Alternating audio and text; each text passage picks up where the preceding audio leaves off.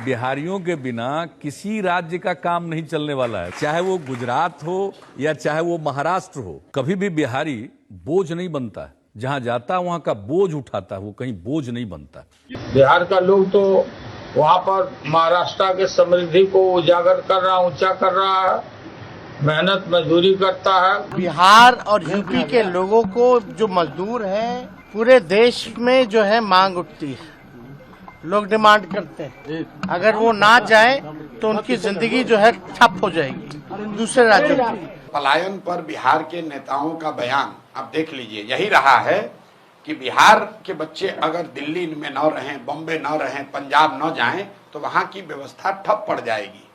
ये पहली बार है, जबकि 3 साल पहले मैंने जनसुराज ने ये बात उठाई कि आपके हमारे बच्चे दिल्ली बॉम्बे में जाकर सब्जी का ठेला लगाते हैं या साफ सफाई का काम करते हैं, टेम्पो ऑटो चलाते हैं, ये कोई शान की बात नहीं है। देखिए, कोई भी काम करने में कोई शिकायत नहीं है, काम सब अच्छा है, लेकिन जो लोग मजबूरी में बिहार के बच्चे जाकर अगर बॉम्बे में सब्जी बेच रहे हैं या वहां पर झाड़ू लगा रहे हैं या वहां पर ऑटो रिक्शा चला रहे हैं, पंजाब के खेतों में जाकर मजदूर का काम कर रहे हैं, ये शान और गौरव की बात नहीं है।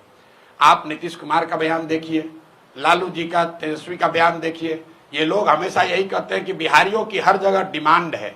मेरे भाई, बिहारियों की हर जगह डिमांड नहीं है, हम लोग के बच्चे मजबूरी में जाते रहे हैं और पलायन बिहार का सबसे बड़ा अभिशाप है। ये शान की बात नहीं है।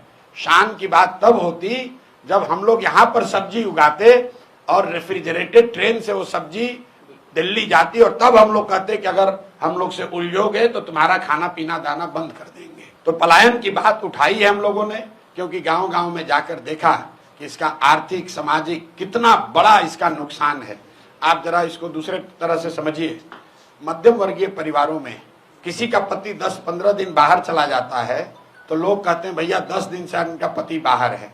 बिहार के ज्यादातर परिवार में महिलाओं की ये नियति बन गई है कि उनके जो पति हैं वो कमाने के लिए जीवन भर बाहर ही रहेंगे। घर में जो भी युवा है वो जीवन भर बाहर ही रहेगा। कोई छठ में, ईद में, शादी ब्याह में घर आता है, बाकी 12 में 10 महीने वो बाहर रहता है। जब तक शरीर में लोगों के यहाँ दम है तब तक वो मजदूरी करता है।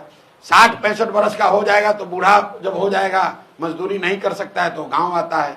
और फिर उसके परिवार का जो सबसे नया लड़का है, 16 साल का, 18 साल का, वो लड़का ट्रेन में फिर मजदूर बनकर जाता है। ये पीढ़ियों से बात चलती आ रही है, ये रुकना चाहिए। पलायन का दर्द सबसे बड़ा दर्द है, इसलिए जनसुराज ने इस मुद्दे को उठाया है। सिर्फ मुद्दे को उठाया नहीं है, इसका पूरा प्लान दिया है कि कैसे 1 साल में 50 लाख से ज्यादा बिहार से बाहर रहने वाले मजदूरों को वापस लाकर यहीं पर रोजगार दिया जा सकता है। कल भी अभी सिवान में 15 मिनट तक मैंने इसको समझाया है। एक लाइन में आपको बता दूं, जनसुराज का जो मॉडल है कि जिस दिन बिहार से पूंजी का पलायन रुकेगा, उसके बाद बुद्धि का पलायन रुकेगा, पूंजी और बुद्धि का पलायन रुकेगा तो श्रम का पलायन अपने आप रुक जाएगा। बिहार से हर साल सिर्फ लाखों बच्चे मजदूर बनकर नहीं जा रहे हैं, करीब करीब 2.5 लाख करोड़ रुपया पूंजी का पलायन हो रहा है, जो बैंकों के जरिए हम लोग का पैसा दूसरे राज्यों में जा रहा है। उसको रोकने की जरूरत है। वो जब रुकेगा तो जो समझदार लोग हैं, पढ़े लिखे लोग हैं, स्किल वाले लोग हैं, उस पैसे का इस्तेमाल करके वो यहाँ पर रोजी रोजगार की नई नई व्यवस्था शुरू करेंगे और उससे यहाँ पर श्रम का पलायन अपने आप रुक जाएगा।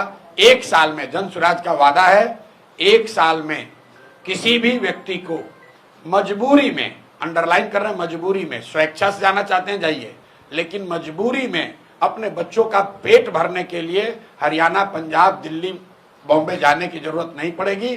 10-12 हजार रुपए का रोजी रोजगार का अवसर बिहार में ही उनको करके दिया जाएगा।